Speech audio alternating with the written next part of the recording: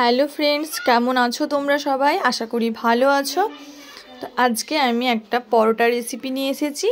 আজকে আমি বানিয়েছি পনির পরোটা। এই শীতের দিনে ব্রেকফাস্টে এটা তো পুরো জমে যাবে।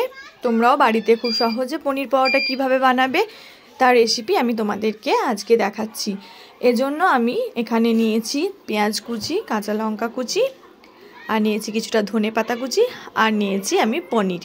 তো এই পনিরটা আমি প্রথমে গ্রেড করে নেব।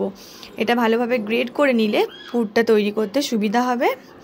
আপনারা হাতে মেখে নিয়েও করতে পারেন, তবে এভাবে গ্রেড করে নিলে পুরটা ভালোভাবে রেডি হয়ে যায়। পনিরটা এখন প্রায় সবার বাড়িতেই থাকে, তো পনির দিয়ে এইভাবে একবার পরোটা বানিয়ে দেখবেন, এটা অনেক সুন্দর হয়। পনিরের তো নানান ধরনের আইটেম বানানো হয়, তো আজকে আমি পনির পরোটা কিভাবে বানাবেন সেটা দেখাচ্ছি। আর এই শীতের দিনে পরোটা তো খুবই একটা পছন্দের খাবার সবার। তো এই পুরটাতে আমি প্রথমে দিয়ে দিলাম পনিরটা, তার মধ্যে দিলাম ধনেপাতা কুচি, পেঁয়াজ কুচি, কাঁচা লঙ্কা কুচি, আর দিলাম সামান্য লবণ। এবার দিয়ে দেবো কিছুটা ভাজার মশলা, আর দিলাম কিছুটা লঙ্কার গুঁড়ো, আর দিয়ে দেব সামান্য গোলমরিচ গুঁড়ো। ব্যাস, এর মধ্যে আর বেশি কিছু মশলা দেব না। পনিরের যে একটা নিজস্ব টেস্ট থাকে সেটা চলে যাবে। এখানে এই মশলা দিয়ে এটা পুরটা ভালোভাবে আমি রেডি করে নেব। আর এই পনিরের পরোটা অনেক সফট হয়। এবার আমি এখানে ময়দা নিয়েছি, তারপর এখানে ময়দাটাতে আমি সামান্য লবণ দিয়ে দিলাম, আর দিয়ে দিলাম স্বাদ মতো একটু চিনি, আর দেব কিছুটা সাদা তেল। সয়াবিন অয়েল দিয়েছি এখানে আমি। ভালো করে এবার এটা ময়ান দিয়ে নিতে হবে। আটাটা ভালোভাবে মাখিয়ে নেব। শুকনো উপকরণগুলো প্রথমে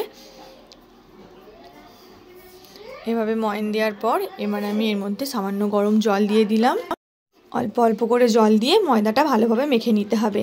এভাবে এটা মাখা হয়ে এলে মেয়ের থেকে গোল গোল করে লেচি কেটে নেব।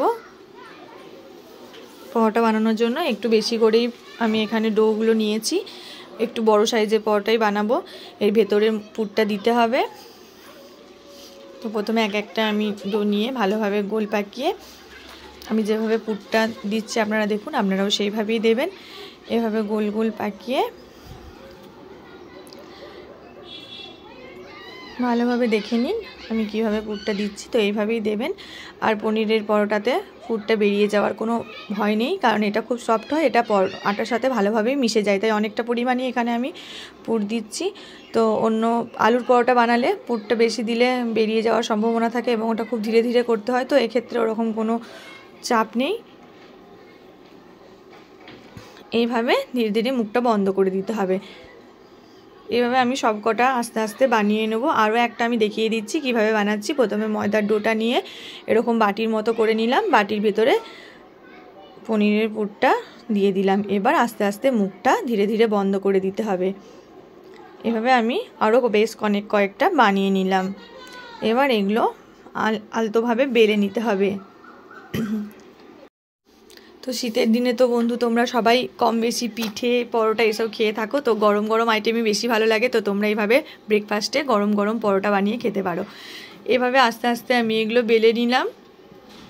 তারপর একটা পাত্রে আমি এটা দিয়ে হালকা করে প্রথমে এদিক ওদিক করে একটু ভেজে নেব। তারপর বেশ খানিকটা তেল দিয়ে এটা ভালোভাবে ভেজে নিতে হবে।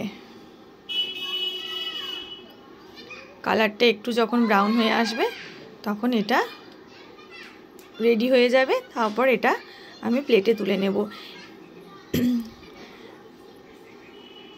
দেখুন পরোটাটা কেমন হয়েছে। আপনারাও এরকমভাবে খুব তাড়াতাড়ি কম উপকরণে খুব সহজে বানিয়ে নিতে পারেন, আর এটা খেতে অনেক টেস্টি হয়। এভাবে আমার পরোটাগুলো আমি আরও রেডি করে নিয়েছি। আরও একটা বেলে নিলাম। এটাও আমি ভালোভাবে ভেজে নেব। একটু একটু লো ফ্লেমে ধীরে ধীরে ভাজতে হবে, তাহলে পুরোটা ভালোভাবে পরোটাটা রেডি হবে। এক পিঠটা হয়ে গেলে আবার উল্টো পিঠটা দিতে হবে। এইভাবে দুবার উল্টে দিলেই পরোটাটা রেডি হয়ে যাবে। কিছুক্ষণ লো ফ্লেমে 10 সেকেন্ড 20 সেকেন্ড রেখে রেখে এটা বানাতে হবে। তো খুব বেশি টাইম লাগবে না, আপনারা বানিয়ে দেখবেন। যখন কালারটা এরকম ব্রাউন হয়ে আসবে আপনারা বুঝতে পারবেন এটা রেডি হয়ে এসছে, তখনই তুলে নেবেন। এভাবে আমি সব কটা পরোটা বানিয়ে নিলাম। এটা আপনারা ছোলার ডাল, পায়েস বা ঘুগনি আর অনেক কিছুর সাথে সার্ভ করতে পারেন। আর এটা শুধুতেও খেতে অনেক ভালো হয়। ভেতরে পনিরের স্টাফিং আছে ভরপুর, পুরো বেশি বেশি পনির দেওয়া আছে, তার জন্য এটা খেতে এমনিতেই অনেক টেস্টি হয়। আর বেশি পুর দিলে এটা বেশি ভালো খেতে হয়, কিন্তু দেখুন কোথাও পুর বেরোয়নি, এটা প্রচুর নরম হয়, পরোটার সাথে পুরটা ভালোভাবে অ্যাডজাস্ট হয়ে যায়। আমি এখানে ছোলার ডাল নিয়েছি, ছোলার ডালের সাথে আজকে আমি পরোটাটা সার্ভ করেছি। আর নিয়েছি একটু পায়েস। তো আপনাদের এই ছোলার ডালের রেসিপি আর পায়েসের রেসিপিও আমি আমার ভিডিওতে দিয়ে দেব। আমার রেসিপি যদি আপনাদের ভালো লেগে থাকে আমার চ্যানেলটি সাবস্ক্রাইব করে দেবেন। ওকে ফ্রেন্ডস, পরে আবার অন্য রেসিপি নিয়ে আসবো। ততক্ষণ আমি আজকে আমার ব্রেকফাস্ট সেরে নিই।